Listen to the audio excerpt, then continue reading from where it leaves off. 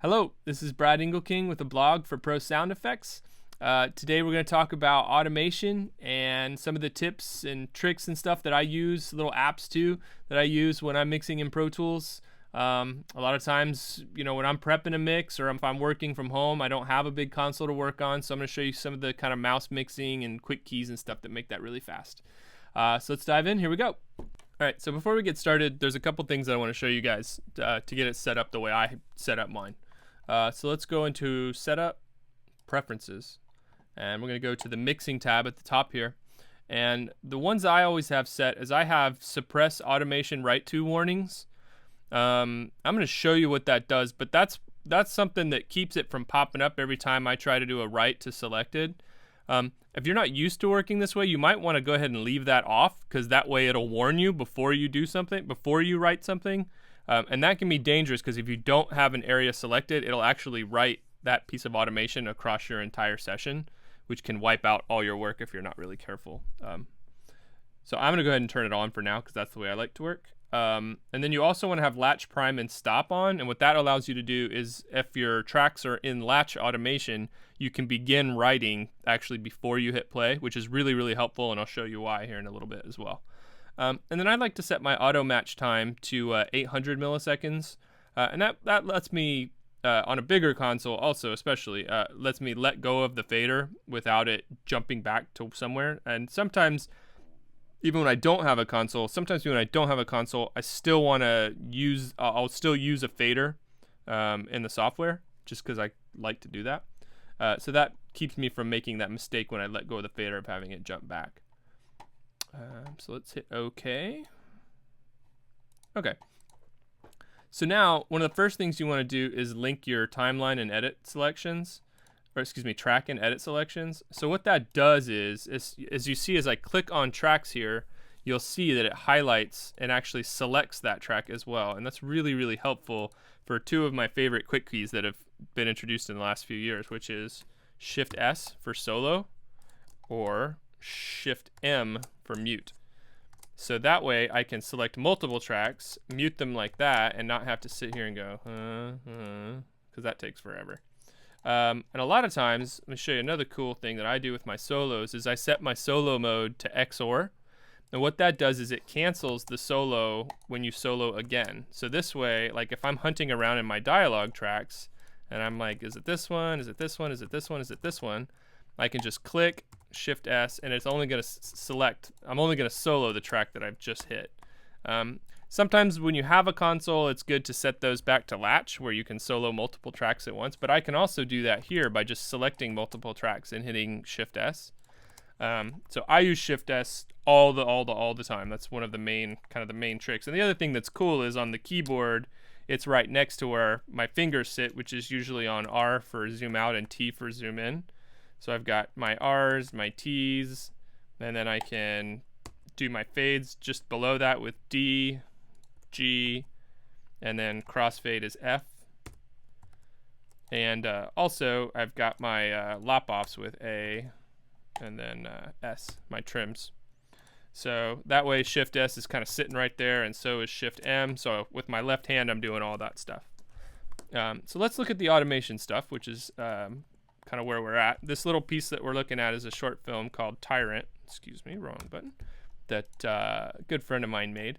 And it's mostly dialogue driven piece, so I'm just going to play a little piece of it just so you can kind of get an idea of what we're looking at here. Come closer, friend, and hear the fiendish tale that would produce these bloody days again, and make old England weep in streams of blood. Edward of York, by conquest got the crown. That was by rebellion against his king. Okay, so one of the cool things about this piece that I want to show you right away is where we started out with the dialogue, just because this is kind of my favorite part about the show. So this is the production dialogue before we actually did all our processes and stuff to it. Come closer, friend, and hear the fiendish tale that would produce these bloody days again, and make old England weep in streams of blood. Edward of York. So you can kind of see like how far we came with this, and we started mostly with the rendered effect called X-form, which is a pitch down. And then on top of that, we have a little bit of noise reduction, some EQ, and some de-essing, and then I've got reverb in my sense over here. I want to talk real quick about the different automation modes that you can have your tracks in and how I have my automation set up before we get too far in. So on my automation panel here, which I believe is Command 4, it is. So, or you can also do Window Automation, and that's Keypad 4, not top numbers 4. So first of all, you have to tell Pro Tools what you want to be writing, what kind of automation you want to be writing. So right now I'm writing plug-in automation, volume automation, send volume automation, pan automation, and send pan automation. I don't use mute automation when I'm working because I like to be able to mute my tracks as I'm mixing without actually writing that automation. Similarly, I don't automate bypasses generally in my plugins. So on your track, you have a couple different modes you can be in. You have off, which turns the automation off. You have read, which will read whatever is on your automation. So here's like my volume automation line. You have touch, and what touch does, I'm just going to show you real quick. I'm going to open up this little fader here. So right now I'm in touch, and I'm going to write to this track right here, track 2, dialogue 2. So I'm just going to show you. I'm going to do it real quick, and I'm going to let go, and it'll go back. So if I pull up my line here, it'll show you what it did. So I went in and I let go. Okay, so the difference between that and then latch, with latch, once I write, it's going to stay in write until I either hit auto match or until I hit stop.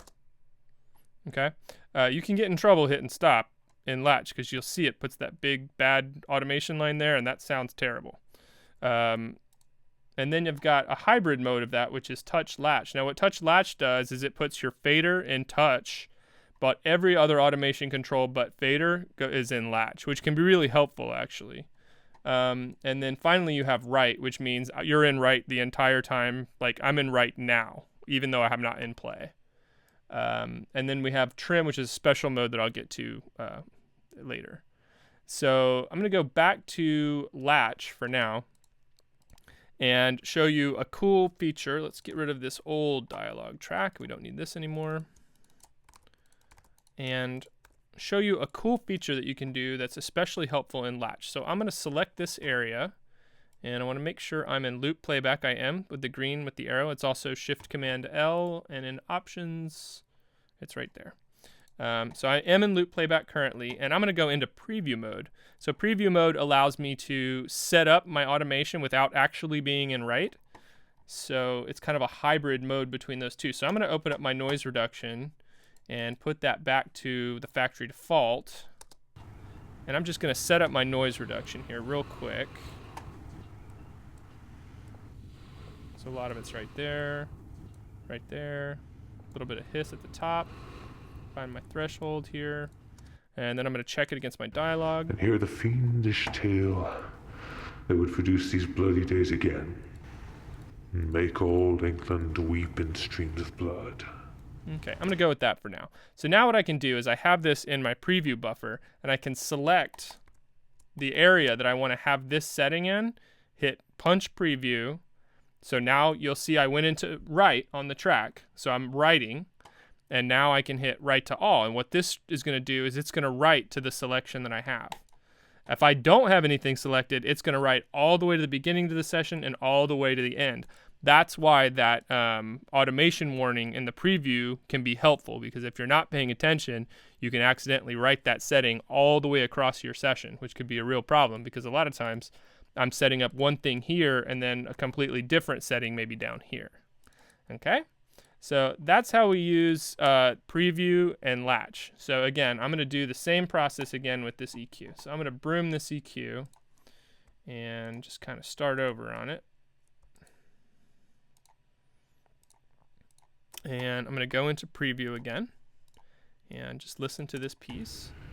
And hear the fiendish tale that would produce these bloody days again, and make old England. So you can see we're kind of missing some of the presence we had before. And hear the fiendish tale that would produce these bloody days again.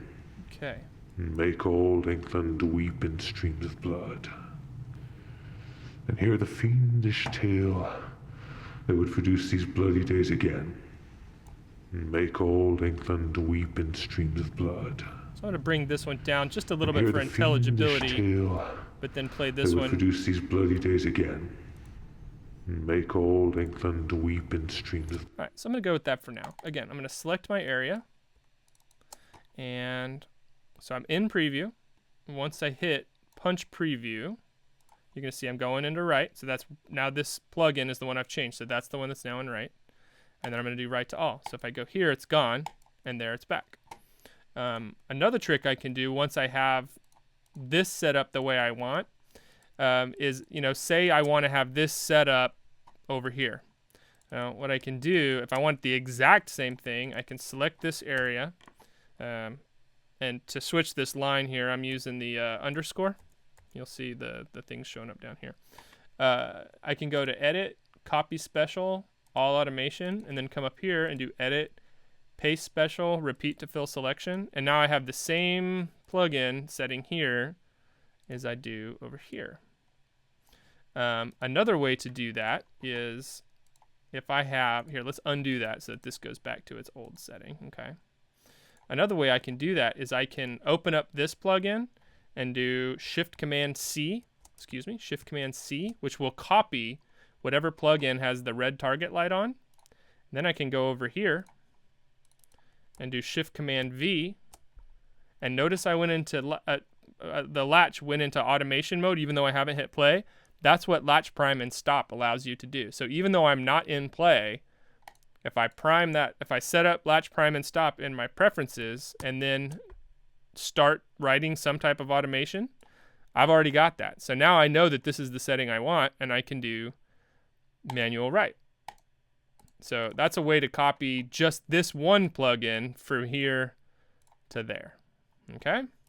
And that Command C, Command V is something I'm using all the time. And a lot of times when I'm going super fast, if I don't jump into preview, or if I'm in play and I just want to make a real quick, hey, what would this sound like? I can go into play here, and I'm going to actually mute this so you can hear me talk. And what I could do is I could say, oh, you know what? That's the one I wanted. That's the one I wanted. And then I can hit Command C, stop, select it, Command V, manual write, and now I've got that setting all the way through here. And there's another way to do that as well. So if I'm, again, I say, oh, that's the setting. That's the one I want. Now I can hit capture, which is going to capture anything that's in right. So actually with this, I can do multiple tracks. So I have something going on here and something going on one, let's say. Let's say on one I'm doing that. Okay, if I hit capture, it's going to capture both of those. So now I can hit stop. I can hit punch capture. And I'm going to start writing that right away because, again, I'm in latch prime. Or what I could do is select that whole area, hit punch capture, and then, again, do manual write. So now I've got that setting there. And there it goes back to its original setting. Okay? So that's a real helpful way to move along really quickly. Just those couple little things there. So now I want to show you how I'm doing another type of automation, which would be pan automation. Generally, I wouldn't pan this dialog, but I'm going to do it here just so you can kind of see how it's working. So there's a couple different ways to do this.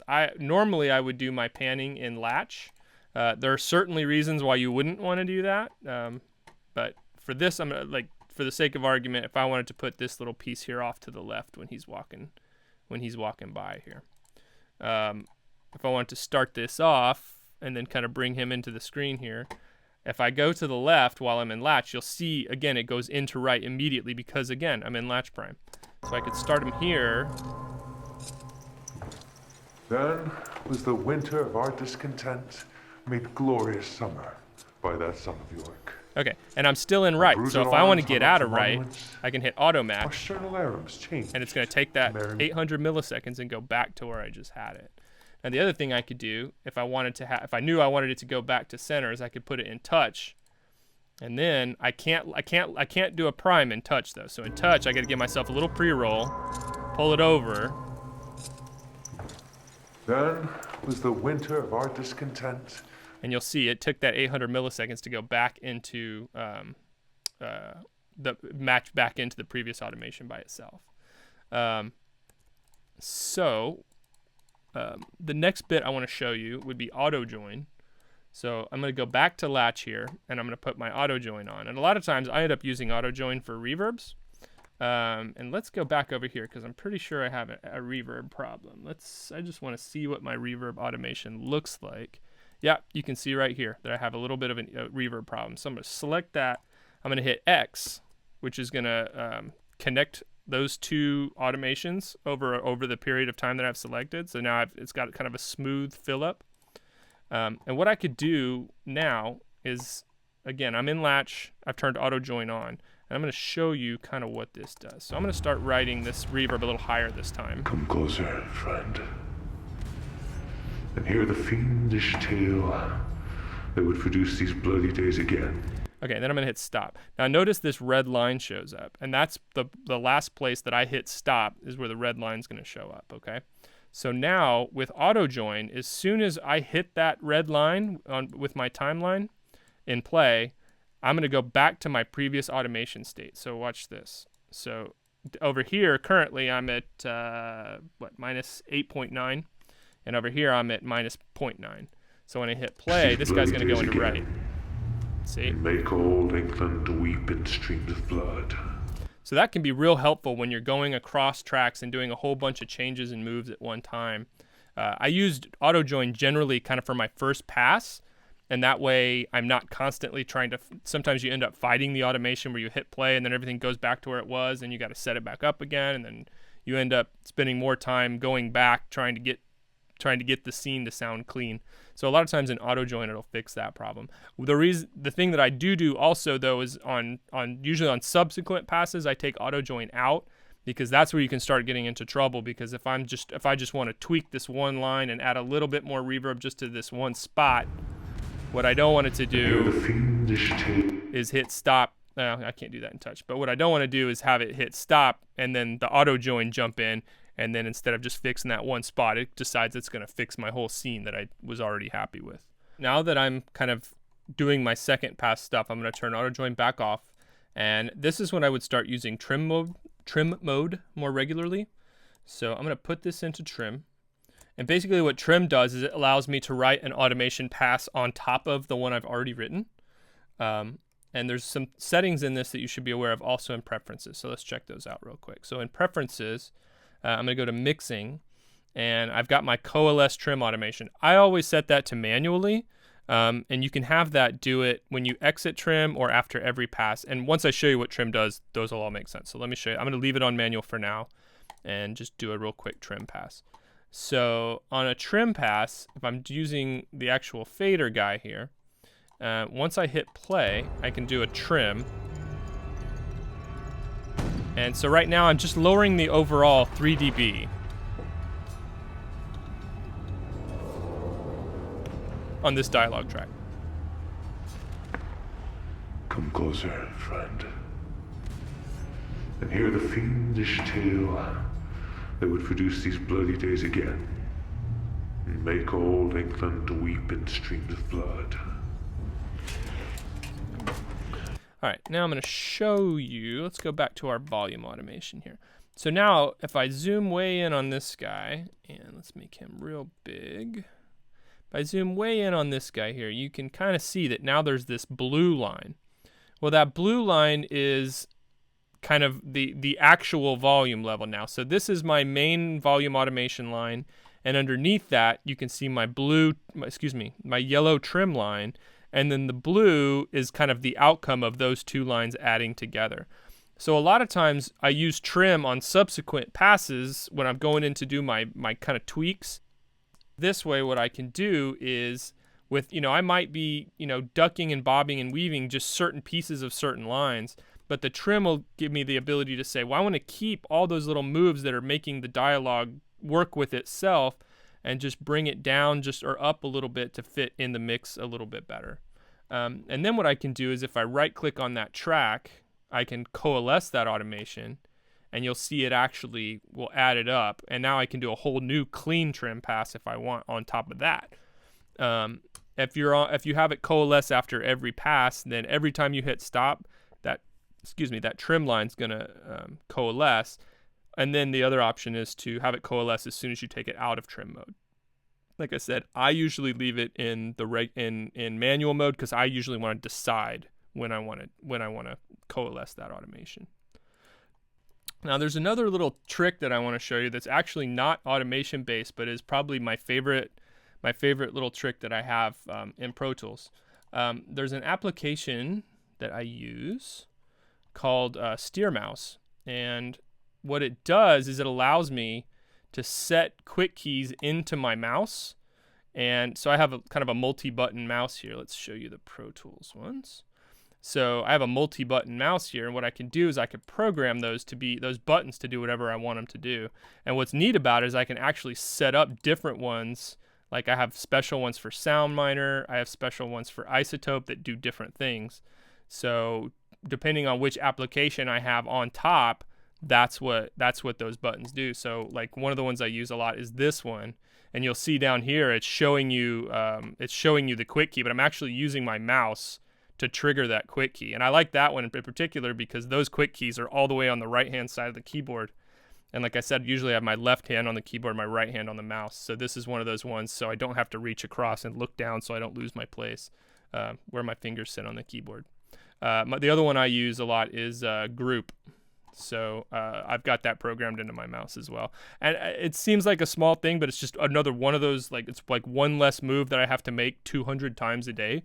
And it really starts to add up after a while. And also just, constantly having to look down to make sure your fingers are hitting the right spots to hit some of those far off quick keys can be kind of a drag.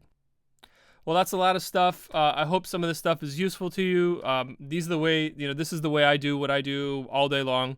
And the thing with learning these quick keys is they could take a little time at the beginning, but for me, I'm still learning new stuff and learning new keys, and I try to add new tricks and things into my workflow all the time. And I think the trick to that is you just have to say, today I'm going to use, the fade in and the fade out button, and I'm going to learn those today. And I'm going to spend all day long, especially like if you're cutting dialogue, which is, fading in and out all day long. I'm going to spend all day long learning these keys, and I'm going to integrate them into my workflow. And then you do the next piece, and then the next key and the next key. And that's really the trick to getting quicker and learning to do things even faster. So best of luck on your projects. If you have tips and tricks and there's stuff that I could use, I'm always down for learning new stuff. Put them in the comments. If you have questions, I'll be checking that and I'll answer them to the best of my ability. Good luck, and see you next time. Bye-bye.